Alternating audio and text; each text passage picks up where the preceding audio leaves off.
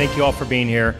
Appreciate the attendance. Obviously, a good deal of interest in this topic of the Public Lands Initiative. What does the Utah Public Lands Initiative need to succeed? My name is Drew Clark. I'm of Counsel at Kirton, McConkie, and founder of the Utah Breakfast Club, where we try to focus on things that will enhance the advantages of Utah and confront the challenges. We do have, again, a very important topic for the state in terms of addressing the issue of public lands. With 67% of the state under federal control, this does raise question and stir passions. And today we'll primarily be talking about the Public Lands Initiative that Representative Bishop has put forward, what it is all about, where it stands, and we'll be hearing from many of the stakeholders on the topic. So from left to right, we have and are really pleased to have Casey Snider, who's Legislative Director for Representative Bishop. He'll be speaking first and explaining more about the Public Lands Initiative, and he'll be followed by David Garbett, who's Staff Counsel for the Southern Utah Wilderness Alliance, and we will have a little presentation, which we don't always have, so we're glad to have that.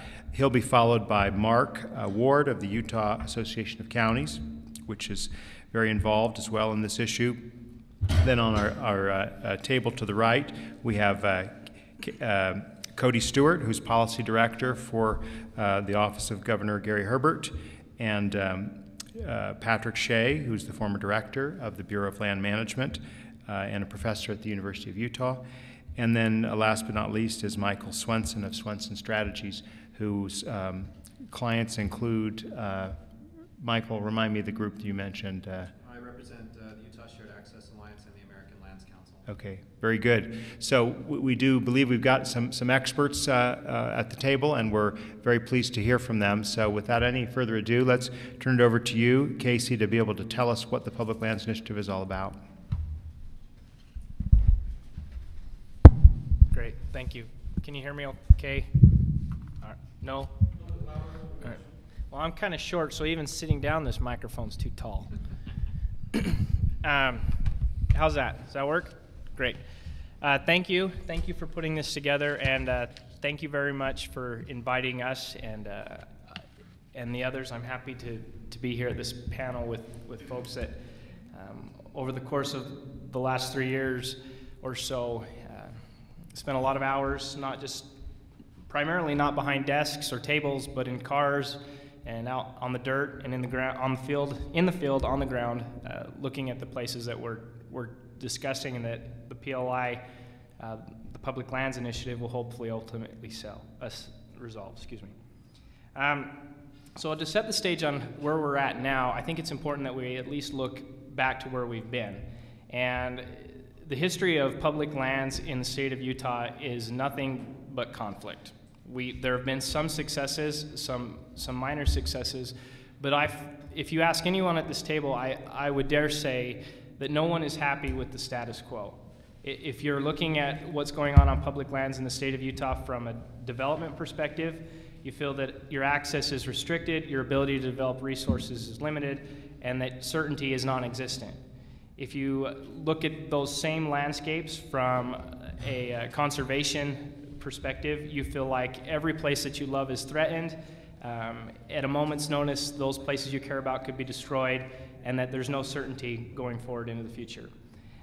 So it is with that common angst, I guess, that we started on a path several years ago to resolve these issues through the PLI, recognizing that everybody is equally miserable, and that through some sort of common effort where we can find common ground, there could be some potential pathway forward.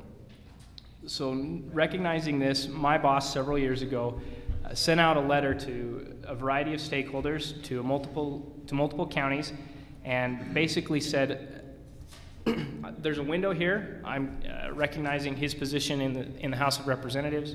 There's a window to settle issues. There's an opportunity here to solve problems. And we reached out to basically anyone and everyone who had any say or interest in the eastern part of the state. What we got back was an incredible amount of feedback. It didn't matter if you drove, crawled, or swam. I don't know what you do on public lands, but somehow those folks reached back out to our office and gave us their input. And it was quite refreshing to recognize that there's so many people who want to be engaged in a process like this. Equally so, we had a variety of counties reach out to us and say, look, these are real problems. We want to solve them. So at PLI initially looked, the counties that were involved were Summit, Daggett, Duchesne, Emory, Uinta, Grand, San Juan, Wayne, Carbon. Those were the counties that were involved in the initial discussions with MPLI. Other counties talked to us in the beginning but ultimately fell out. And even as this process has proceeded, there's been sort of a winnowing as counties come into this negotiation recognizing that there's maybe not a way forward. They find the status quo as a better place to be than what potentially could be resolved through this sort of issue. So that's kind of setting the stage. Let me tell you a little bit briefly about where we're at, and then you'll have a variety of opinions who can either agree or disagree with where I think we're at. We're at the culmination of that process that started so long ago with basic outreach and a desire to solve problems. We're years into this. I can't tell you how many miles I've put on the ground, how many meetings. I've been stuck in the car with this guy way too long. I've had enough, David, frankly. It's getting close to time, and we've made commitments that have been pushed back as new counties have decided to join this effort, but we're at the culmination of those efforts. I feel like from every angle, I feel like people have been pushed, and they're probably to the point where they can't go any further. And that's, to me, a sign of a well-thought-out, fair, negotiated process that can ultimately solve problems. Where PLI ends up, I'm optimistic that there will be success, that we will solve problems, that we will help people, but it will largely be determined by the same people who have engaged in this process from the beginning, from the counties who have put forth hundreds and thousands of hours to the interest groups that have participated at every step of the game. The folks who made this thing happen will be the folks who ultimately determine what it looks like in the end.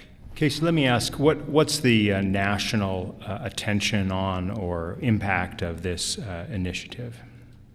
Frankly, I think the Public Lands Initiative could be a game changer westwide, because what we've done in the Public Lands Initiative is look at problems of the past through a different lens. Usually, lands bills are basically, at least in the West, if you're willing to give up this much, we can, and you're willing to give up this much, we can maybe cut a deal, you'll be unhappy, we'll be unhappy, but it's some sort of negotiated solution. And if you're from a county's perspective, when you look at what a lands bill looks like, or a wilderness bill, if you're looking at it through the historical frame of mind, it's a lose-lose, because all you see is more lands locked up, less opportunity for development, and you say, basically, we'll give you this if you leave us alone. That is their negotiating perspective. What the PLI does is it says, look, wilderness is a currency. The folks on one side of this argument want wilderness, they want protected places. You want economic expansion opportunities, development opportunities. If you put wilderness on the table and spend it wisely, you can gain some of these other opportunities through this initiative. So if PLI is successful, I think it could be a paradigm shift in how we address these issues. Now, at a national stage, I think a lot of folks are watching. I think national groups are engaged. I feel the administration is watching.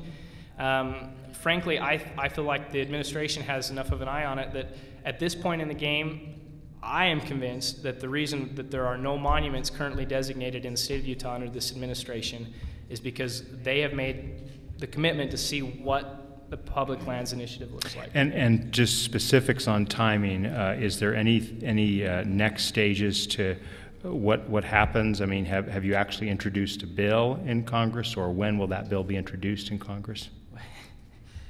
Well, yesterday would be the ideal time frame of when something could be introduced, but it's at a delicate point where we want to be able to wrap up negotiations without pushing them too far and missing critical components. I hope that we're able to introduce something this summer and at least lay out a draft of what the Public Lands Initiative will look like. In terms of where we go, we want to place that out there, let folks see what we feel like has grown out of this process. Have a period, an opportunity to comment, and then ultimately we'll go back and have an introduction of a bill. And last question for you right now is as currently contemplated, is it just those counties that you itemized before, or is it broader in scope? The Public Lands Initiative will cover the counties that participate, and it will be supported by the county commission at the county commission level as a basic entity. We've always maintained that if a county wants to participate, they can. We welcome that. If they don't, they don't. And so the impacts and the overlap of PLI will not spread out at the confines of those county boundaries. And how many counties was that? You rattled off about, I counted 9 or 10. Well, they're not all there right now. Okay. So, and I think that's what we don't actually know at the end of the day. That will be the final calculus that is made as the Public Lands Initiative rolls out. But the counties that do commit ultimately will be the counties that support and hopefully have the support of the interest groups that are also engaged in this process. Very good. Well, perfect segue to David Garbett to take us through a presentation from Southern Utah Wilderness Alliance. Sure, no problem at all.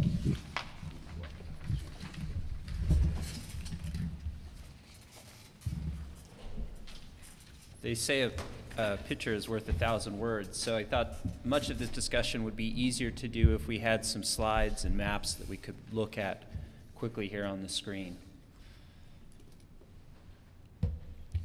While we're getting this set up, I'm David Garbett, again an attorney with the Southern Utah Wilderness Alliance, based here in Salt Lake City. All right, Dave, if we can get that. Oh, that's right. We're even going to dim the lights. So first off, just to orient us here, here is a map of the state of Utah, and in orange we're showing all of the federal public lands managed by the Bureau of Land Management. They have about 23 million acres out of Utah's 54 million acres.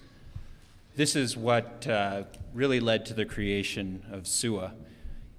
Many of these lands are spectacular, and long ago our group felt like they were not being properly addressed in public lands debates. There wasn't a voice for conservation of these lands, so we came forward with a proposal. And here on this map you're seeing what the Southern Utah Wilderness Alliance is all about. It's about protecting our spectacular public lands owned by all Americans, managed by the Bureau of Land Management. On this map in red, you see areas that we propose for wilderness designation. And what does wilderness designation mean? Wilderness designation is just basically saying that areas that are now undeveloped will remain that way, and that they will be protected for future generations. Fortunately, here in Salt Lake City, we have quick access and an easy view of 3 pretty significant wilderness areas: Lone Peak, Twin Peaks, and Mount Olympus. Casey mentioned the counties that are at issue here in the Public Lands Initiative. I just wanted to show them on the map. Again, starting in the north, you have Summit, Daggett, Duchesne, Uinta, Carbon, Emory, Grand, and San Juan counties. So a big chunk of land, a big chunk of areas that have been controversial for some time here in the state.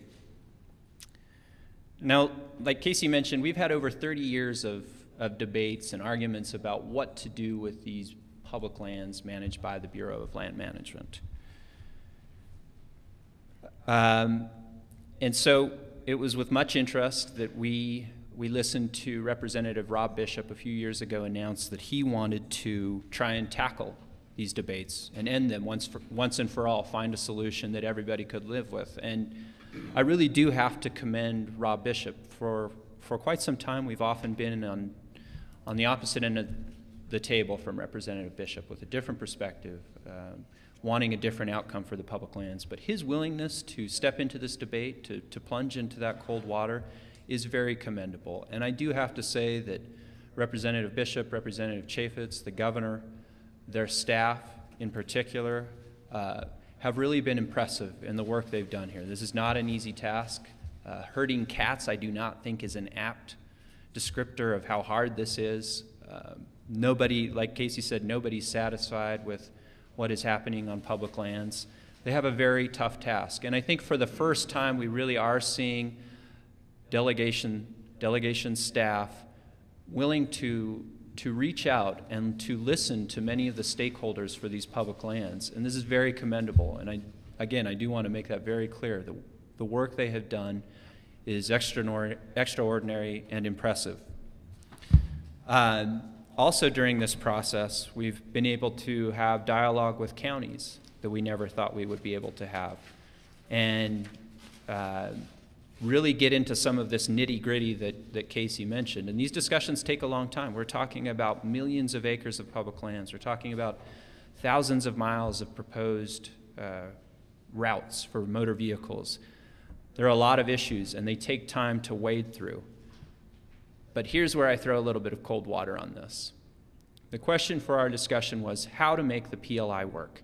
How can we get to yes? How can we get to something that can pass Congress?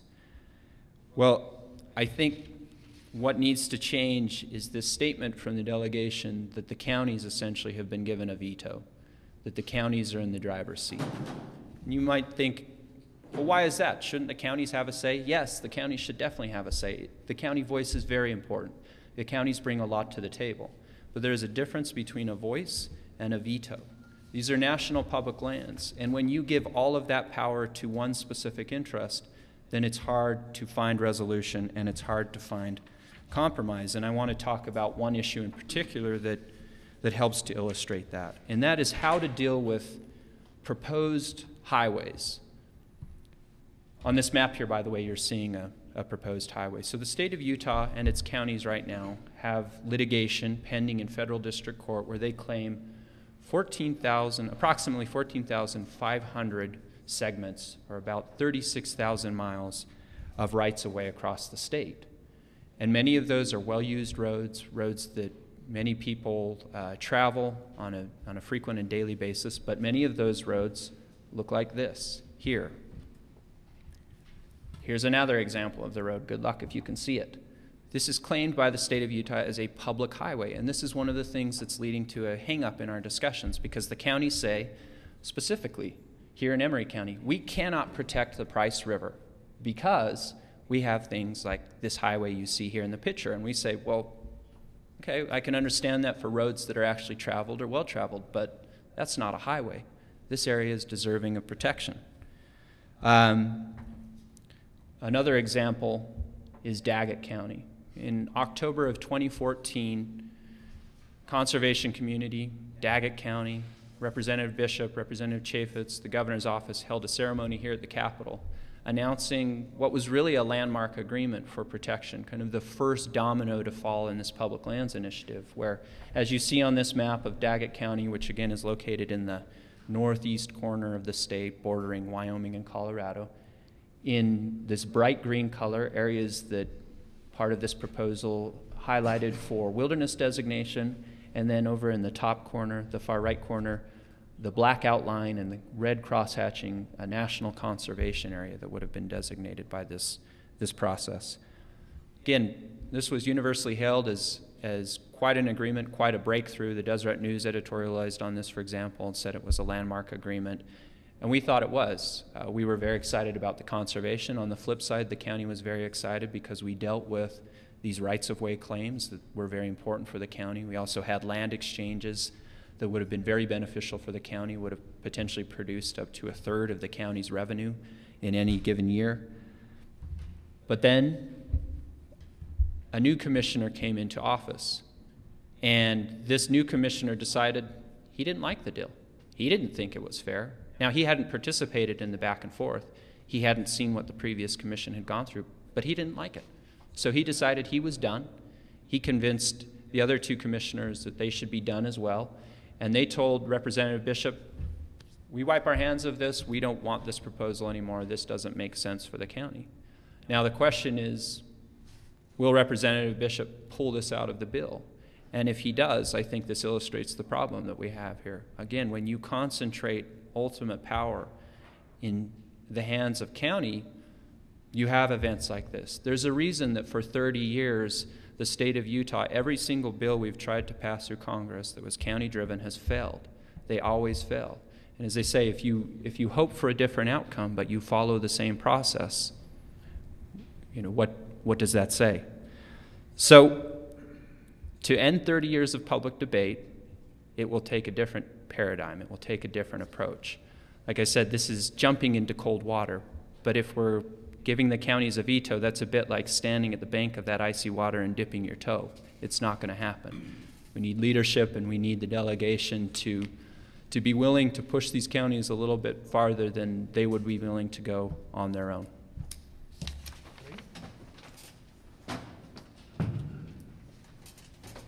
Thanks. Great to have those slides and that presentation there. Well, let's actually go right to Mark Ward, and you can address this issue that's squarely been put on the table here about counties and the role of county commissioners in this process. Thank you. Yes, there are a number of counties, as you know, that are participating in this. The degree to which these counties have reached a consensus in working with Representative Bishop varies from county to county.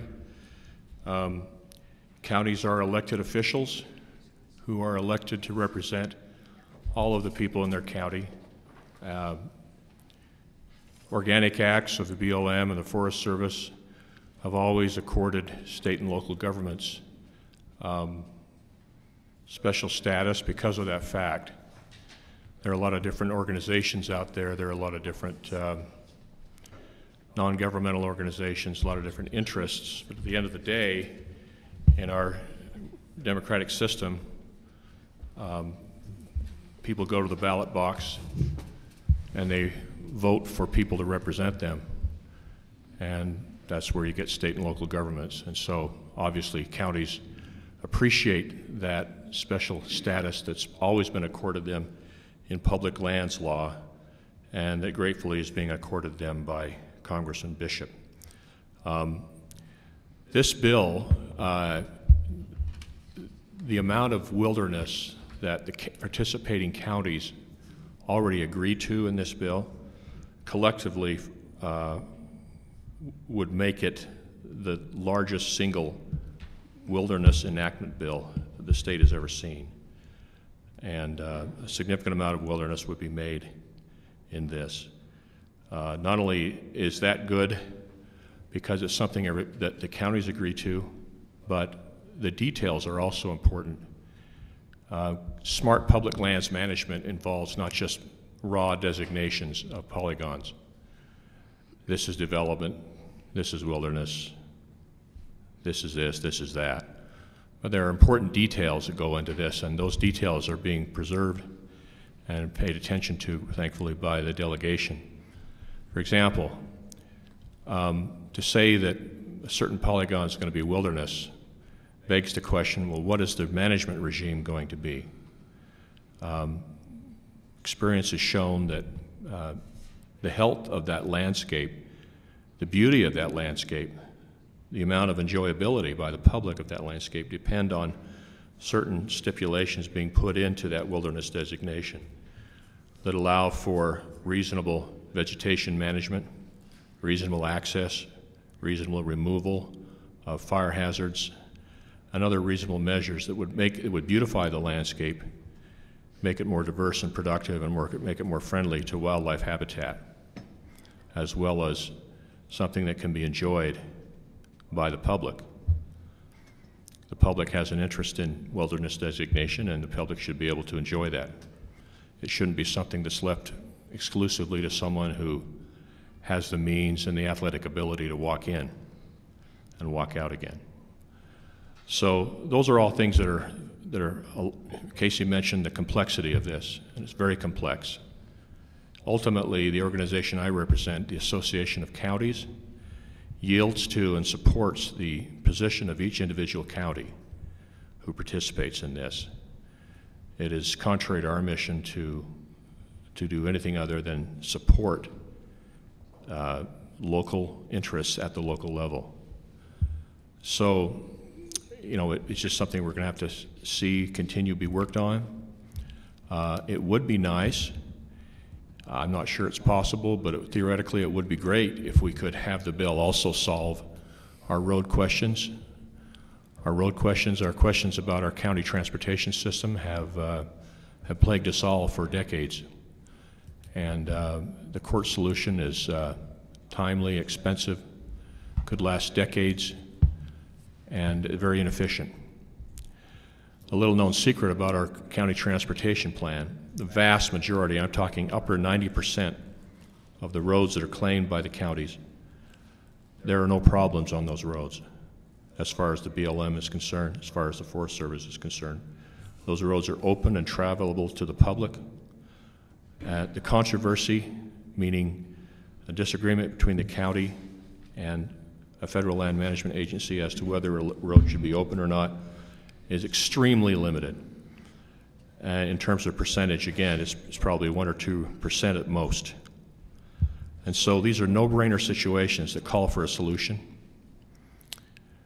To answer your ultimate question, Drew, about what is needed for success in this area and other public lands endeavors, I think it's somehow we need to shake ourselves of the model we currently see where many important stakeholders,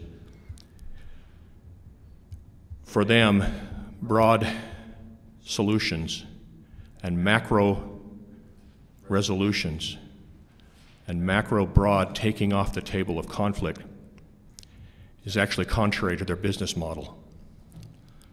Counties don't have a business model that thrives on conflict. Counties have a business model that thrives on resolution. We're in the business of protecting the health, welfare, and safety of our citizens. We look for outcomes. We look for partners who are interested in resolution, who don't feel threatened by it. We know they are out there. And so we'll keep working, we'll keep plugging away, and we're very grateful to the delegation for their vision on this. Thanks. Great. We'll certainly get more perspectives in here soon, but I want to pause and ask both of the last two speakers, David and Mark, on the roads and the issue of county participation. Taking the roads first, Mark, you mentioned that these are in total extremely small number, and that's certainly believable. But isn't there some kind of a map and a process for identifying this is a road or that isn't a road? I mean, where do the roads that you showed us, David, stand in this process and identifying and clearing, if you will, the roads that are not a conflict? You want to take that first, Mark? In 2012, 22 counties, and those are basically the counties who have a stake in these roads over federal lands, they filed lawsuits. There are 22 lawsuits that have been lodged with the federal court, U.S. District Court in Utah. And the counties laid out in those complaints the total sum of their claimed RS-2477 roads. RS-2477 is the reference people make to those kind of roads that are 2477 is a statute that, federal statute that authorized the process for creating those roads. So they're commonly called 2477 claimed roads.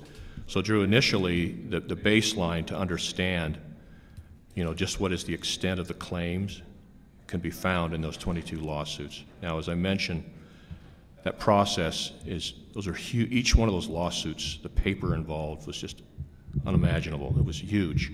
And the courts are trying to figure out how to go forward. And there are processes that they're undertaking, which I won't bore you with here, but suffice it to say what I said earlier, that process is extremely laborious, inefficient, time-consuming, and literally could take decades to resolve. So counties are looking for other ways to resolve this. There are three basic ways to resolve conflicts like this, and they have to do with our three branches of government. Litigation in court, legislation in Congress, or some kind of administrative action to recognize the BLM to recognize those roads administratively. And again, we're talking about roads over federal lands, so that's why it's a federal question, not Exactly. dealable by the states. A typical county road will cross several land layers, private ground, state ground, federal ground, different federal agencies. Part of a road could go over Forest Service, part of a road could go over BLM. These lawsuits are filed specifically against the BLM to settle the interests of the county roads to the extent they cross BLM ground. So that answer your question? No, it does. David, do you want to, is there a way, it seems like this is the perfect thing for a wiki where you've got all these roads and people can say this is what's in conflict and this is what isn't. Is there anything at all like that, or is this somewhere locked away in paper documents? Yeah, we're trying to do that in the Public Lands Initiative. And I showed you a photo of some of these roads. There's a sticking point, and the reason there's a sticking point is because we want to see protection for an area. We want to see wilderness designation for an area, and that means that an area is roadless. So these faint trails you see, we say that's not a road, that shouldn't be recognized, this needs to be protected. Why don't you give this up, county? For example, this is how we did it in Daggett County. He said, Daggett County, why don't you give up these routes you claim, which totaled 9/10 of a mile. There weren't very many. Give up 9/10 of a mile, and part of this legislation, we agree, we will go hand in hand with you to Congress and say, Congress, you should recognize over 100 miles of routes that the county's claiming elsewhere, but let's give up these claims in proposed wilderness. So I think that the Public Lands Initiative is a great avenue for resolving this, because we have that ability to have those sorts of discussions. It's a bargain.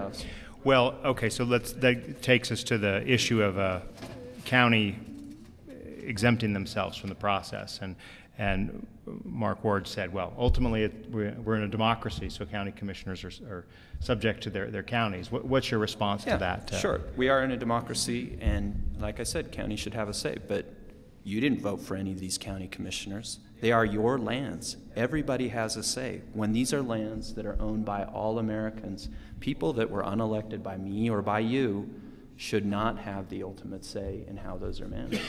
It needs to be a broader, more democratic discussion. What would be the alternative, though, to letting county commissioners? Not giving county commissioners a veto. Well, so how does that work exactly? So just what that means upon is take input from a county. Let the county come forward and say, this is why we fear designation in this area, for example. And when you have people around the table, like we've been able to do in the Public Lands Initiative, it's easy for us to say, for example, oh, we didn't realize there was this conflict here. We're willing to take this off the table. Or some areas will say, no, we don't think that's a road. The county says, yes, we think it is a road. But then someone like Rob Bishop could step in and say, I'm not going to stick my neck out on this one. County, you're going to have to give up on this. And I think a perfect example of the model I'm talking about is the most recent wilderness bill here in the state of Utah, which was a bill designating public lands in Washington County. Those county commissioners are going around saying they don't like the bill today because at the end of the day, Senator Bennett, the one who passed the bill, took the county's advice, listened to them, but only so far. And he said, I'm the one that knows D.C. I'm the one that knows what can get through Congress. And what you're giving me can't. I want to resolve this issue, so here's where my expertise comes in. Here's what we have to do to get something through Congress. And we saw what happened to him, of course. What's that? We saw what happened to him, of course. I would say that it wasn't related to that. Okay. Mark, do you want to respond? Washington County was upset with that bill because environmental groups broke their commitment not to seek any more wilderness there. That's the plain, short explanation on that. As far as roads, county commissioners, of course, are political animals. They are subject to being voted out, being voted back in. The county process for determining public land policy, it varies a little bit from county to county, but basically there are citizens groups, there are boards, there are oversight groups who help drive policy. Those groups are open to all comers, regardless of where they are in the public lands debate. And any given position by a county is driven by that process, by that public process. But ultimately in an orderly society where in a county where you have public lands, You know, it may be fashionable to say, oh, gee, you know, we should listen to everybody, but at the end of the day, the law is already clear. Federal law is already clear, and regulations are already clear about the special seat that counties, state and local governments, in this case the state of Utah and the counties, have a special place they have at the table in terms of public lands planning and public lands policy. There is a place for the public, and that's important, but if you want to keep an orderly system, which is what our nation has thrived on, it ultimately comes down to that. Our elected officials are not some Eastern NGO who drive policy. Let's definitely broaden the discussion here to some of our other panelists. Interesting kind of a couple points we're hearing is that broaden the discussion beyond the county commissioners of a particular county, but a reaction we're hearing is that, well, county commissioners need to take other things in consideration besides just the wilderness or the value of the lands they're balancing against a range of interests in their counties. Let's turn to Cody Stewart of the governor's office. Tell us a little bit about the perspective that the state brings to this issue. We've heard from the federal level, we've heard from the county level, but how does the state approach this subject, Cody? Well, that's a good segue.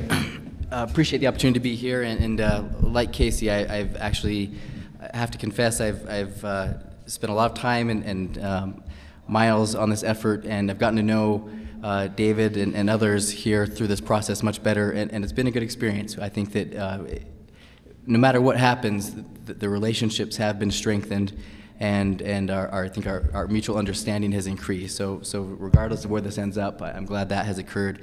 I think that this table collectively has done a good job of identifying the scope of what we're talking about, but also you can quickly identify the challenges in that there are different perspectives at play here. And I know this is being recorded, so I have to do this cautiously, but I will say I agree with David in the sense that we need a new paradigm in order for this to work. There's a reason why there have been land conflicts in Utah for 30, 40 years. I did pass out, and Drew asked me to mention this. There are maps that are on your table. The reason why I thought these were important for you to see, most of you have probably seen these before, but in particular the one that shows the Utah Service land ownership. When I'm trying to be funny, and it's always dangerous when a policy guy tries to be funny, I'll say that this looks like a Jackson Pollock painting. Because it does. It's a mess. It's a mess of land management, and these lines, sometimes they make sense, sometimes they don't. Sometimes where BLM ends and Forest Service begins, there's a natural feature why that happens. A lot of times it doesn't. And these little blue dots, if you go to the next one, that show that the state and private ownership in the state, that's also why public lands or lands issues are such a hot button issue here in Utah. Sometimes in the governor's office, my portfolio has me work on these issues. That's my background. But there are some other staff who work on transportation issues or the governor's legal counsel. And sometimes they joke about how much time we spend on public lands issues in these discussions. And these are the reasons why, because again, it's a very complicated, personal, challenging issue in the state. The fact that there is much more federal land than state and private land in the state of Utah, it has some direct ramifications in policy. Sometimes I'll show a picture of the state BLM director and ask the public, do you know who this is? And most of the time, most people won't know who it is. And then I'll show a picture of the governor and say, you know who this is? And they say, yeah. And I say, of these two, it was a man. We'll see who the next state director is. Of these two individuals, who controls more land in the state of Utah? It's the BLM director. And when people think of it that way, they realize, again, there's some real implications of federal land ownership and what that means for the state. So going back to some of the comments that have been made, just to Drew, your point, the state, yes, we do try to look at this from a holistic 20,000-foot level perspective. The governor represents all Utahns, so those who live in those rural areas who are at the table, as well as those who are not at the table, those in Salt Lake County, in Davis County, in Weber County. And sometimes those interests also don't coincide. But there are these challenges, again, where the public interest may be served by a conservation designation, but the impact of that conservation designation are not spread equally across the public. There's a disproportionate impact on those who live in those areas. So to put that more specifically, if one of these areas, if one of these routes that Dave is talking about were shut down, it doesn't impact me. I'll never go on that road. I can promise you that. I have not been there. I will not go there. Dick Durbin, the senator who introduces the Red Rock Wilderness Act in Congress, he's never been there. He never will be there. He's not going to be impacted by that road being closed. But somebody that Mike represents, somebody who lives in that area, who from the age of 12 has been riding motorcycles with his father and his brothers their whole life. Every summer they go to that same road and they ride it. That's part of their family tradition. If that road is closed, that impacts them in a very, very personal, real way. And if just to have the government come in and say, we're sorry, we've made a deal, but that road's going to be closed now, and hey, there's some other routes 20 miles away or maybe in the other county you can go to, but this road that you've been using your entire life is now closed. Again, that's a real significant impact. And so trying to balance it out, at the same time, there are people who live in Salt Lake County who like to go down to those areas and they don't want the motorcycle there. They want to go down to an area and they don't want to hear the noise. They don't want to see the dust kicked up. They don't want to have that experience. They want to go out to the wild and be left alone. They have enough cars and commute and people when they're up here in the city. They try to escape that. So that's the balancing act we're trying to accomplish. It's not easy, but going back to something that David said that, again, I think is important, this idea of a paradigm shift, that really is the premise of this entire effort. When Congressman Bishop kicked this process off, he wrote a letter to the counties and to the various conservation groups and said, look, many of my predecessors have tried this before, and he said, largely they've failed. He said, so in order for us to do this right this time, let's try things differently. Let's try to look outside. I hate to use it's such a cliche now, but I don't want to say it. It's hard to come up with another way to say it. How about outside the polygons? Outside the polygons, very good. I like that. Let's look outside the polygons. And David made a great point that, when the counties, some of these counties, as we're getting close to the conclusion here, they're kind of digging in. They're saying this is as far as we're going to go, and there's not a lot of difference between what they're offering now and what they've offered before. And if that's the case, that is a problem. That's something that we have to address. If we're going to try to have a different outcome, you have to have a different approach. But that goes to the other side too. In order for this to work, the environmental groups have to be able to willing to consider things that have not been done in the past too. And there are examples where they've also said no to those efforts. A critical one is that a number of the counties have said they don't want to go through this long negotiation. They don't want to come up with a deal, and then at the end of that process have the bill pass, and then a few months later have the president come in and designate a national monument that captures the rest of the area. So say they make a deal, we worked it out, we passed this legislation. The president right now has the authority under the Antiquities Act to designate a national monument with with actually no limitations. And so what the counties have said, okay, if we go through this process, we want to make sure that doesn't happen. It would be unfair for us. It would be wrong for us to negotiate and make a deal, and then at the end of the day have the president come in and designate a monument that captures the rest. And up to this point, the environmental groups have said, no, you can't do that. You're not going to limit the president's authority. And that's a sticking point. That's a serious sticking point. But if we can't overcome that, again, why should the counties, from their perspective, negotiate? Why should they go through this process? At the same, there's a couple other examples like that with regard to land conveyances. Some of the counties have said, okay, we'd be willing to consider designating 60,000 acres of wilderness in this area. But in exchange, could we maybe have 150 acres, 200, 300 acres conveyed directly to the county so that we can build an airport, so that we can do a new dump, so that we have a recreation area for our constituents? And the environmental group has said, no, we're not going to give you federal land for free. Even though, again, as part of this exchange, yes, I recognize that it's new and it's a controversial topic, but if you're going to turn those things down in the same way that counties have said we're going to go this far and no further, we're going back to those boxes or the polygons we were in before.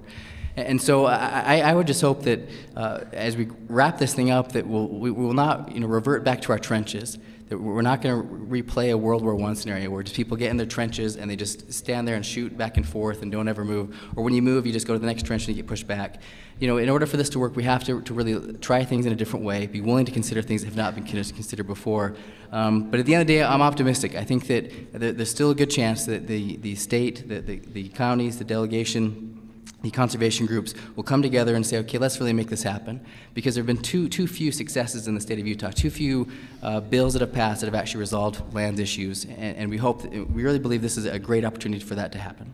Well, and Cody, when you look at this map here, this one I think highlights it a little bit better. The polygons are so present, and this, when I first saw this map a year or so ago, I was like, wow, this is pretty irrational to have these little pockets of state land. Now, obviously the reason this was set up because that was part of federal lands policy 150 years ago. Now, some people, Representative Ivory, for example, have raised the point that, well, what we really need to do is transfer these lands into state hands. I'm actually wondering, I mean, I think the polygon shapes, you know, happen in other states too. They just got transferred to private hands. So I do want to raise the issue for our panel here about, does it make sense to talk about things perhaps even more dramatically, like selling off the land or transferring it to state control? You know, Cody, is that a productive part of the discussion, or is that a distraction from what Representative Bishop's trying to accomplish?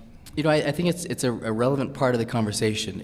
That's not what Congressman Bishop is trying to accomplish here. He is trying to do a land exchange within this area of the state.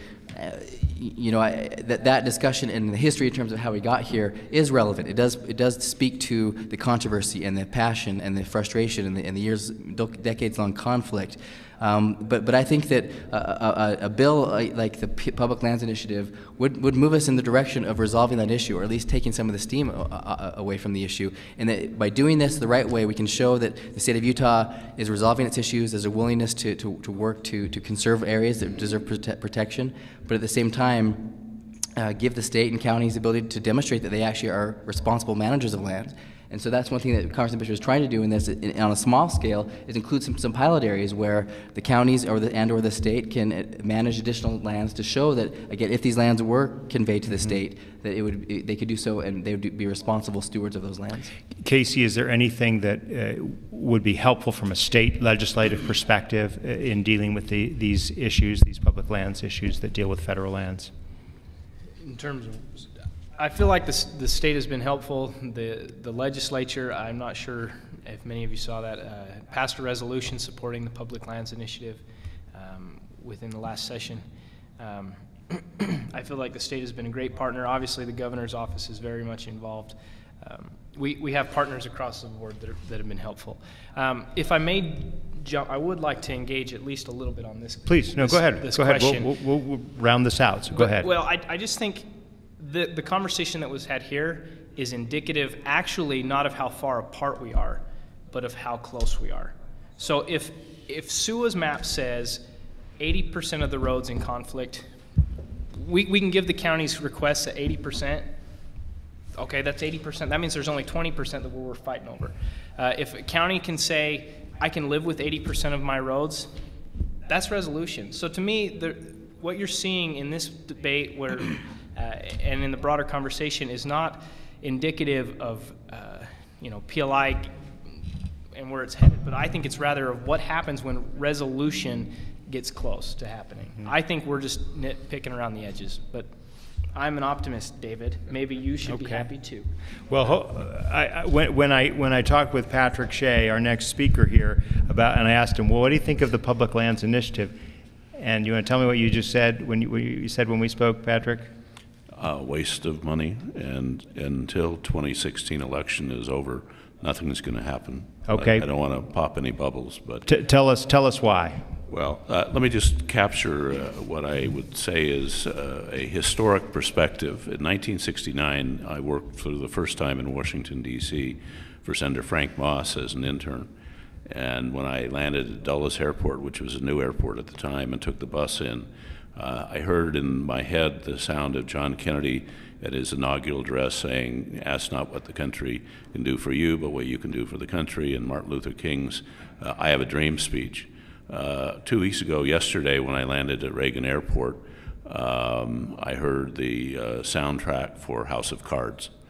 And I think that really captures the change in mood, the change in attitude. Since 9/11, we have had our politics based on fear. And in the West, the fear has been pointed towards the federal government, the government. That's the thing that just really drives people to vote a very good senator like Senator Benner out and put in somebody like Senator Lee, who may be articulating what his thoughts are, but they certainly aren't going to be effective in representing Utah or Utah values in the Congress. Deep Throat during the Watergate era said to Woodward and Bernstein, follow the money. And with my good friend sitting here on the left, which is ironic. Money has poisoned the political will, in my judgment, because we now have unlimited spending on particular issues. And if people think that the state would do a better job of managing the public lands, look at where they've had since statehood the power to do that, and that's with water. And if anybody wants to tell me with a straight face that our water laws and our water management in this state is done well or efficient or effective, I know some good psychiatrists that might want to talk to. It is a mess. And it's not market-based, it's completely subsidized. The idea that we're growing alfalfa in a desert when we're facing droughts of historic proportions, to me reflects the lack of systematic planning based on what we can afford and what will be good as a legacy for future generations. Having been director of BLM, I would predict that in another 40 years, when people come to visit central Utah, they'll be wanting to go to the Grand Staircase Escalante because it's been preserved as an open space with a view of nature that you can't get anywhere else. When you're down there now and you meet people from Asia and from Africa and from Europe, ask them why. The scenery is absolutely amazing. And we need the kind of political leadership at the city level, at the county level, at the state level, that promotes that which is sustainable. And we don't have that as an ethic that the legislature or county commissioners seem to be following. But I haven't heard any arguments against the Public Lands Initiative in what you've just spoken about. I think it's a great idea. I mean, I really do. And I was part of a team that worked with Governor Matheson and Senator Garn to create those 3 wilderness areas. And the give and take back and forth in terms of an ability to compromise was fantastic. But I haven't seen, and I have to say also with some of the education or the NGOs, SUA in particular, there's a certain no compromise attitude. And I understand historically, having worked for Frank Church, the author of the Wilderness Bill in 1964, how that political position is born out of hard experience.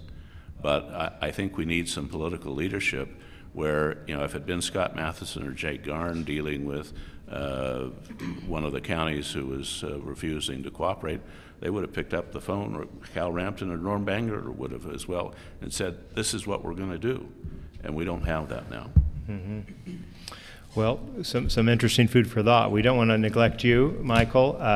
Could you speak to some of the issues that you followed in this process? And the off-road vehicle issue occurs to me, but please address others as well that kind of are tangible issues on the ground for people. I can, thank you.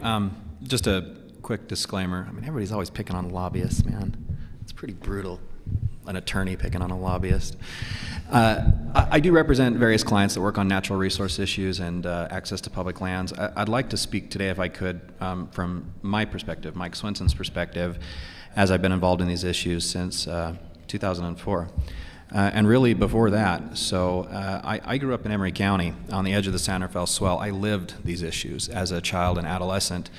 And I have such a profound love of the public lands in Utah, and it really troubles me to see the ongoing debate and fight, if you will, over these lands, because like Mr. Ward has mentioned, I've found that there is a tremendous amount of agreement. Frankly, I think we probably agree on more issues than we disagree, but we let those very few issues that we disagree on clog up the system, if you will, and prevent us from doing the right thing for the people and the right thing for the land. And I think in order for PLI, and I share some of Pat's cynicism, certainly he has a long history and it's well taken. But I think that we ought to look at 2 questions in order for PLI to be successful, and that is what really is the best thing for the people and what really is the best thing for the land. And I know it's easy for us, and I even have been guilty in the past of being entrenched in political positions. It's very easy to do, or kind of almost automatically do that. That goes for all of us on all sides of the issue. But if we will ask ourselves those 2 questions, and if we'll take a big slice of humble pie and really try to do the right thing, I have a tremendous amount of faith, perhaps I'm naive still, but I still have a tremendous amount of faith in the good people of Utah that we can come up with compromises and solutions that really will be the best thing for the people and the best thing for the land. And in most cases, those things are not mutually exclusive. They're exactly the same. I would touch on a few comments that have been made about the roads. One of the problems we have, and we've had in the past, and I hope we don't have in the future, is this, and I'm just going to say it, we are often disingenuous in the way we show what roads are roads and what roads aren't. I've recently moved to Salt Lake City, and I'm becoming a little bit of a city slicker. Obviously, I grew up in a rural community, and your perspective of what is a road when you grow up in Orangeville, Utah, versus downtown Salt Lake City is vastly different. I think when, 13th South was off-roading for me a little while ago, but coming from Orangeville, that's a beautiful highway. Highways are not all the same. I know that's a legal term, but some of these dirt tracks that we say are not highways, technically and legally are highways. Yeah, they're not I-15, but they are a path in which people have taken motor vehicles on. In many cases, there's been extensive mining across these lands that are now somewhat wilderness quality. Extensive mining, tremendous uranium mining in these areas. And nature, despite what some would like you to believe, is phenomenally resilient, and she comes back. In many cases, so much so that the roads that we're talking about that had large mining trucks pounding across them for decades, you can hardly tell there's a road there anymore. And I think we need to be honest about that. We need to be honest that some of these areas probably aren't. They're beautiful. I'm not making any claim about how phenomenal they are. But they've been heavily and extensively used. And when you go away for a few decades, nature reclaims it. I understand you can show me anecdotal evidence where it isn't the case in every instance. But by and large, these roads, they disappear. One of the pictures that was shown to us, if you look beyond the boulder, is a very well-maintained road, a bulldozed road, I should say, built road. But nature washes boulders down onto roads all the time. That's what happens in rural communities. That's what happens in rural areas, and it's a big deal to maintain these roads. But to say that it's not a road and to say that it's not important to a county just simply isn't true. That being said, people on our side sometimes would like to pretend that a road that hasn't been used in 30 years and probably has very little value is still a road, and they use that as an attempt to perhaps thwart wilderness designation. That too isn't okay. But I believe those instances are very few. I believe by and large that we agree on what are these roads, and I'd like to see PLI succeed. I'm willing to eat a big slice of humble pie, and I'm willing to do what I think is right, because I believe resolving these issues are really what is the best thing for the people and really what is the best thing for the land, and frankly that's what I want, and I believe that's what my clients want as well. So roads are a sticking point, and love to hear other takes on that, why they're a sticking point. What are other issues? I mean, we haven't talked as much about mixed use, areas that want to be or that some people want to use for a multitude of different purposes that would be precluded by wilderness designations. Who on the panel would like to take the issue of what are the other conflicts out there besides the road question? Yeah, Mark. One important issue, I think it should be important to everyone here, is vegetation management. I'll call it that. Kind of a sterile term, but there's a lot that needs to be done across the state to improve vegetative landscapes that often cannot be done because any efforts are boondoggled up in NEPA requirements and lawsuits and things like that that make the Forest Service and the BLM eventually just throw their hands in the air. I mean, you talk about water management. I mean, the water yield and the water quality that could come from reasonable efforts to remove encroached pinyon and juniper that have encroached over the past 70, 80 years, it would be significant. Active management in conifer areas and slopes, PJ, conifer, whatnot. Little efforts there could go a long way. And so that's something that often gets lost in all the shouting about roads and wilderness versus no wilderness. It's just basic active management to bring about good conditions. I mean, the 600,000 acre fire in 07 that plagued Beaver and Millard and Iron counties, I mean, that was largely due to just lack of management, the overgrowth of invasive species, cheatgrass and so forth. So that it really does take effort. The ethic that says, just leave it alone. I mean, I'm sorry, but that is so 90s. That is so 20th century. We have all got to get real about, call it what you want. Call that polygon wilderness or call it an oil patch, but it all needs to be managed in terms of vegetation. Patrick. Yeah, instead of talking about conflict, I'd like to talk about a possible solution. Governor Babbitt, when he was governor of Arizona, got together with BLM and each of the county commissioners, and they had the same kind of checkerboard. And the reason we had the checkerboard was Horace Mann wanted Congress to fund public education. So every time they created a new state, they created these SITLA sites, that we call them, state institutional trust lands, and they were to give revenue to the school system. Up until the late 60s, that money was not properly accounted for in Utah. That's changed, but there's absolutely no reason that what Scott Matheson and Jake Garn talked about, and Wallace Bennett, was a notion of Project Bold, and that is consolidate those school lands into single management units that would produce more revenue. Let the states have their state properties in a consolidated area, and let's have the feds have a center river line that's 5 miles on either side. That's where the biota is that you want to protect, both flora and fauna. And it seems to me that once you begin to look at land management and water management in a holistic way, rather than how 29 accidents happened in 1896 when the state was created, you're going to come up with a better result and a more sustainable result. So instead of making all of these promises, let's just sit down and figure out how the land could be best managed and protected. So are you basically saying change the checkerboard, but do it geologically, if you will? Yeah, if you go to Arizona, the federal lands are consolidated around national parks, BLM land, and Forest Service.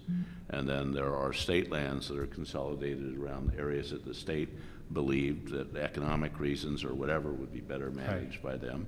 And then there were additional school trust lands.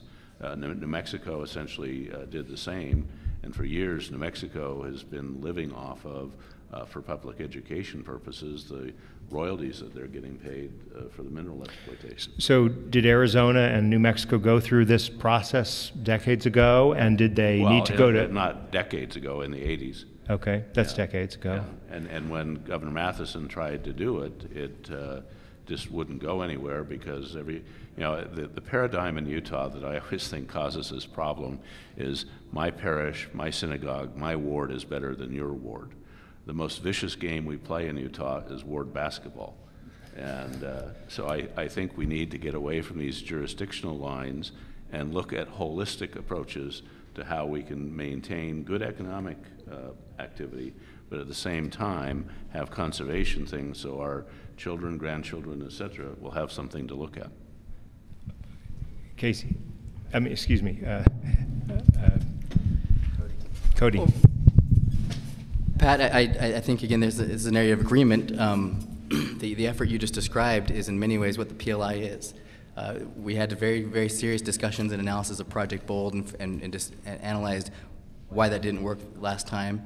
And that was very much part of the origins of the Public Lands Initiative. How can we get to that same outcome? In Utah, it's going to take a different course than they did in Arizona. But again, if that's the desire you have, or that's the path forward, then I think you should be a supporter of the Public Lands Initiative. I'd be curious to go back to your earlier comments about, and we don't have to do that now, but waste of time and why wait till 2017. But I did have one other thought. You mentioned a couple times that the deals that were brokered in the 80s. The 1984 Wilderness Act. It was about 850,000 acres. What we're talking about in the landscape in terms of wilderness in this bill would be at least twice that. And so a lot of those same conversations that you alluded to, those are happening. And it's maybe a different set of players, different characters, some younger cast on the table, but we are having those same conversations. I was reading a book written by a University of Utah law professor a few years back, and it was talking about wilderness in Utah, and it related a number of the stories about how the 84 Wilderness Act came to be, and then also some of the efforts of Jim Hansen in the 80s and 90s. And my father was mentioned a few times in that book. He was working for the governor, Governor Bangerter and Governor Leavitt, and it was quite a little thrill and a jolt of reality for me to realize that some of the same conversations he was having 25 years ago are the exact same conversations I'm having today with the sons of the people he was having conversations with. So it's a hard thing. I mean, there's a reason why there have only been 5 years where wilderness has actually become wilderness in the state of Utah. 5 years since 1964. These things happen sporadically. There's reasons why they happen, but we do think that if you want to bring some resolution, again, the PLI is the best game in town, and it's probably the best game in town for a while.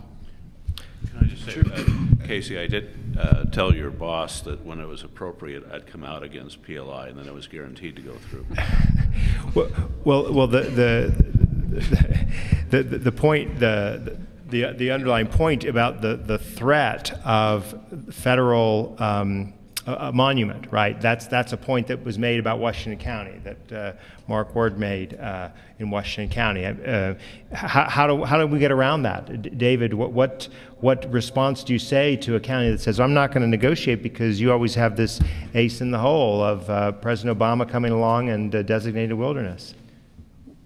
The threat of a monument in many of these counties is what is driving much of the discussion. Emory County for some time has had various different proposals for what they have wanted to happen in their county because they are afraid of a monument being designated. Now, if through this process we can set aside areas for wilderness, for conservation, I think realistically that takes away the threat of a monument. But here in Utah, our national parks, the places that we prize, Zion, Bryce, Capitol Reef, and Arches, were all started as monuments designated by the president to public opposition. There was not a standing ovation when he did this where people said, "Great, you're really thinking about Utah at the time." No, just like Grand Staircase, these were all opposed at the time, but then people came to enjoy them. That's, for us, is why this is so important. And I just want to offer a response to some of maybe the pessimism that we've heard or questions where people have said, "Why don't you have these discussions in the PLI?" Again, going back to the work that Casey and Cody have done, we are having exactly these sort of discussions. Pat talked about land exchanges and Project Bold. Part of the Daggett County agreement identified a change in precedent for the way land exchanges happen, and this sounds maybe wonky and far removed, but they would have changed the way that these land exchanges are done to the benefit of the state, to the benefit of school trust lands, and I think to the benefit of conservation. All something we are very excited about. And if this pattern can be followed in the rest of the state, I think that holds great potential. You heard Mark Ward talk about how we need lands available so we can cut down all the trees. Well, that discussion's happening in the PLI. Of course, we have a different perspective where we don't think it makes a lot of sense in every place to cut down all of the native trees. But these are the sort of discussions that we're having in the PLI. These things are taking place, and Pat says we haven't compromised, but Pat hasn't been at the table. We came into these discussions from the get-go and said to Representative Bishop, here are hundreds of thousands of acres we are taking out of our proposal as part of the PLI. And through these discussions, we've continued to do that. Daggett County shows we can compromise. We can reach those sorts of agreements. So I'm optimistic about the PLI. I feel like there are some ground rules that need to change, and like I've said, that's putting the counties in the driver's seat because, as Cody said, we've got 30 years of history, a lot of failure. You may not like what I say, but history's clear. These are not solved when the counties are the drivers. Let's hear from Casey first. No, you want to hold off? I'm sorry. Okay. Did anybody in this room hear me say I want to cut down all the trees? Just some of them. May I? Please. And that is exactly what is going to continue to cause us problems with PLI. Words matter. Pictures matter. Mark did not say that, nor even insinuate that. But there is a history of environmental organizations taking it so far to one way, and frankly, in some cases, even the anti-wilderness folks, if you will, taking it so far that those of us in the middle that have half of a brain are never going to come to a resolution as long as these jokers on the outside spin that hard. That is a big problem, and all groups, I mean all groups, need to be conscious of that. Words matter, and the way we communicate to our constituencies and the public matter. And I reject that type of speech. I would just like to respond to that again to say, I understand SUA has a history in this state as being accused of non-compromising, and we have for a while, but I think that our engagement in the Public Lands Initiative, again, in October of 2014, we were here at the Capitol announcing that we had reached resolution. Mike, it's a little unfair for you to say in the middle, that you're in the middle on these discussions when, for example, you rode down an illegal trail in Recapture Canyon with Phil Lyman. I mean, you're not in the middle ground, so let's not just paint one group into that corner. We're all sitting at the table, we're all having discussions. We want to get some questions in. I'm going to let Casey weigh in, and then let's get your question. Yeah, I had the first word, so I will have the last word. Well, it's not the last word. You're going Dang to have it. questions from the audience All right. here. So if you think this is a good debate, you should hear this conversation happen in the middle of nowhere when there's a flat tire and the AC isn't working right. You think this is fiery? Holy moly! I want to just respond to a couple of things. This passion, if channeled properly, is what makes PLI work. Maybe I've been playing monkey in the middle too long that I'm not able to see the periphery, but there are people who care about these issues passionately, and it is that passion, that feeling, that drive, which is bringing people back to the table again and again and again. Now, ultimately, people have to check that at the door and have reality take hold on both sides for this to work, but that's why this thing's playing out. The one part I do want to address on the monument stuff, which I think is a critical piece of the Public Lands Initiative. We are promising people, counties, conservation groups, industry, whoever's playing, certainty as a component of the Public Lands Initiative. At a personal level, I am sitting at the table with people who are impacted by the decisions I'm helping to broker and promising them that what you agreed to, what you signed for today is what the landscape will look like tomorrow. And a critical component of that has to be Antiquities Act, either exemptions or reforms. Because I do not have the ability, and I will not put my integrity in jeopardy here, and look somebody at the table and say, I promise you this is what the landscape will look like in 20 years, if this Antiquities Act is enabled to float out there and not be addressed. One example, and I know this is a disagreement that we have that is kind of bubbling up here. Lincoln County went through a lands plan. There was wilderness designated, compromise made on both sides of the issue. It was a fair deal, it was a brokered deal. In Nevada, Lincoln County, Nevada. Right now, on that very landscape that was brokered and where compromise was reached, there's a monument proposal under this administration which goes and picks up the rest of the pieces.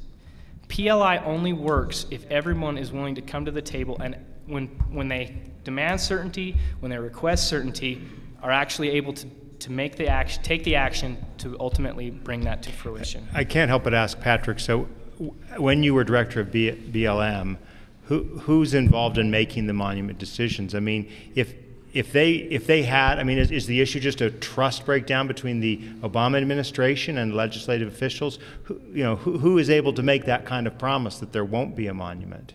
Well, I mean, you're absolutely right, as long as the Antiquity Act is there, and you look at the history since Teddy Roosevelt used it, it's been Governor Andrus, Secretary Andrus set aside 85 million acres in Alaska. When I went to Alaska, I always had bodyguards because folks were still unhappy about that. So I do want to point out, I mean, on the Grand Staircase, Orrin Hatch was involved for 6 weeks prior to the announcement of that. So there was somebody from the Utah delegation, and I would tell you that there's going to be no national monument in Utah without Senator Hatch being involved. So there are, as anybody who's worked in Washington, many subterranean canals. I used to, when I was counsel on the Foreign Relations Committee, have bourbon with Senator Helms of North Carolina once a week, so he could find out what we wanted to do in the majority, and he could tell us what he was going to do in the minority. And we actually became fairly good friends. That doesn't happen today in Washington. Let's go ahead and get some questions here. I saw your hand earlier. You still have a question? Okay. My understanding is in Alaska, Representative Joel Briscoe, Utah House of Representatives. In Alaska and Wyoming, there were some land issues resolved, and there were agreements that the president in certain areas would not be allowed to use the Antiquities Act in some places. Casey, are you saying that in every instance, in every county that's participating in the PLI, that everyone agrees that the president will have no future ability to use Antiquities Act in any of those counties as a means of resolving all the PLI issues? Is that a fair question? Yes, that is a fair question. I'll use this mic. Yeah, please. It's a fair question, and if PLI is done properly, that shouldn't be a question left out on the table. So components of PLI will include and hopefully enough certainty, and we will have vetted the issues enough that a monument, if it needed to happen or some special designation needed to happen, it would be a part of this process. And if it didn't need to happen and there was an agreement that something should happen, it shouldn't be allowed to happen at a future potential date. Why wouldn't it be natural to go ahead and include that in the process? I mean, is that on the table? You know, is that part of the discussions that there's actually, let's carve out a monument here or there? There are conversations involving that very issue as a part of the Public Lands Initiative. And so that's why I'm saying, if we're resolving these issues, if we're really meaning what we're saying when we're saying this is certainty and resolving these issues, that can't be a potential option down the road, because otherwise everything we did is basically a lie. I'd make the argument. Right. Who else has a question? You say the possibility, I'm Dan Bamas from Utah Foundation. You say there's a possibility of monument designation that's kind of pushing this process along. From the other side, how seriously is the HB 148 process pushing this? We've got a state statute, but we don't yet have a lawsuit. Is it so unlikely to actually happen that it's irrelevant, or is it actually helping to push this process along? HB 148 is the bill that would turn over sovereignty and control of Utah's public lands to the state of Utah. Who would like to take that? Will the microphone reach all that way there? Okay, great. All I can give you is the perspective of the counties. The counties see that as a separate issue. The PLI is the here and now. The transfer of public lands is some proposed action for the future. That, in other words, had the House Bill 148 not been introduced, I think you see the exact same level of involvement from the counties, based on my understanding. Do you agree with that, Cody? Yeah, I do. It is an issue that's out there, and some counties who are not involved in PLI are not involved in part because of that effort, and they have said maybe they don't want to engage in the here and now because they do have this hope that in the longer run the transfer of lands will be successful. But in the counties that are involved in the PLI, I absolutely agree with Mark that it's a distinct effort. It's not really playing to the discussion. It's certainly not to the extent that the monument issue is. And on that point, you know, given time, I think we really can make this work. I mean, we still have some hurdles to overcome, but the absolute worst case scenario would be that before the PLI is completed, a national monument is designated. If that is to happen, that's like throwing a grenade into a fireworks factory. We would be done. The state of Utah would be done with a land management bill for decades. Pat mentioned, you know, in Alaska, they talked about 20 years later. We're coming up on 20 years on the Grand Staircase, and you go down south, and they still bring that up. I mean, it's hard to have a conversation without the Grand Staircase coming up. But if you ask the Garfield County Commissioners or even the Canyon County Commissioners, do they want to give up the revenue that's being generated by the tourists that are coming through there, which is more than they had before the National Monument, they'd say no. I do admit, as I have before, that the way it was handled was very poor. I was head of the Obama campaign effort, or no, excuse me, the Clinton campaign effort, And the only advice I got to give was to have Norma Matheson go to the signing, which they wanted to have in the Grand Canyon because it was more scenic and more accessible than the Grand Staircase. So, you know, but part of this is a historic thing too. That tool has been used by every president except George W. Bush as a way of preserving things that need to be preserved. And I don't think this administration or any future administration is going to give up that opportunity. But to Representative Briscoe's point, there is precedent in that two states have gotten exactly that. Alaska and Wyoming received a congressional exemption from the Antiquities Act because of a very similar circumstance where lands were set aside, and they said, hey, this isn't going to work. So that you mentioned the Alaska issue. What happened a couple of years later was that the exemption for Alaska from future monument designations, that's what Utah is seeking in this instance. Is a bill signed by the president? Yes. Okay, well, as a lawyer, I always configure a way around the law, and you know, unfortunately, I would worry about things in the future. Yeah, I mean that's the thing people don't understand about the law in a republic like we live in. They are all subject to change, and part of it is recognizing in this state we're going to double the population, and if we don't have a better sense of how to protect open space, our kids and grandchildren are going to be very unhappy that those areas haven't been preserved. Other questions from our audience? We have just a few more minutes, so time for one or two more quick questions if there are any. Can I make one last observation? Please do. And again, this shows the compromise. After the Grand Staircase was designated, Secretary Babbitt, John Leshy, and I made several trips to Utah to work out with Governor Leavitt how different inholdings would be appraised and traded. And that worked out quite well. Once we got away from having to have headlines and shouting matches, we actually could come up with something.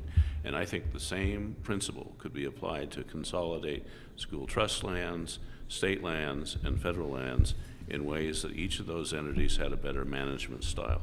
And I really do hope the PLI moves forward, but realistically, the politics of this country, the idea that we're now having debates 18 months away from the election is just nonsensical, and the idea that a person running for president has to raise $1 billion and more is also equally absurd.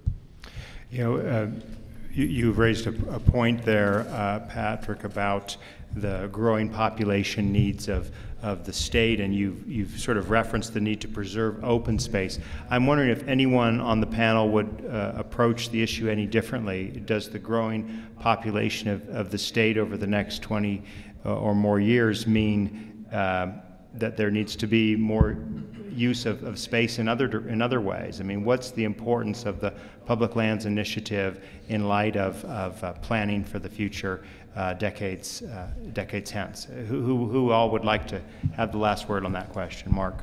Well, I don't care if it's the last word or not, but it's just a thought on that. Again, the PLI has huge upside for the people of Utah in terms of recreation, because if the right kinds of stipulations are written into even the proposed wilderness areas and conservation areas, that will be a boon to outdoor recreation. But it's got to be, I mean, there has to be reasonable access, and there are some wilderness designations out there that are not friendly to the recreation public. Okay. They're not. They're just something that's there and that nobody knows about. And a person can grow up and live their lives in Utah and never have been there because they don't know how to experience it. So there has to be some reasonable. I mean, there has to be a sense of some shared sense of, okay, let's give some different levels of access. Yeah, maybe some areas are, hardcore only, hiking only, overnight wilderness primitive experience only, but others you can still experience the pristine nature of the area through, by getting in the family vehicle and going to enjoy it. Michael. I would just add that it becomes increasingly imperative. Shockingly, I'm really good with protecting land and not taking a four-wheeler in everywhere. I'd prefer not to do it in some places. And that becomes increasingly important, that we find areas that truly are worthy and of protection and that we ought to protect, but also that we have the predictability, the consistency of where we can recreate and how we can recreate. We've seen it as Utah has grown, and as you've seen more and more roads close along the Wasatch Front, the impact that has on rural communities, and it is an impact. There is some benefit, true, but there's some pretty significant impact, and that will continue to become a big issue as the population grows. It'll get harder to deal with. I wished we would have just buried this thing back in the 80s, but here we are, still talking about it. So. Okay. Well, listen, we're at our closing hour here. I appreciate the time that everyone's had. Please return to utahbreakfast.com for the video of this event and for upcoming events that we'll be having after July. So please join me in thanking each of our panelists for being here and participating in this discussion.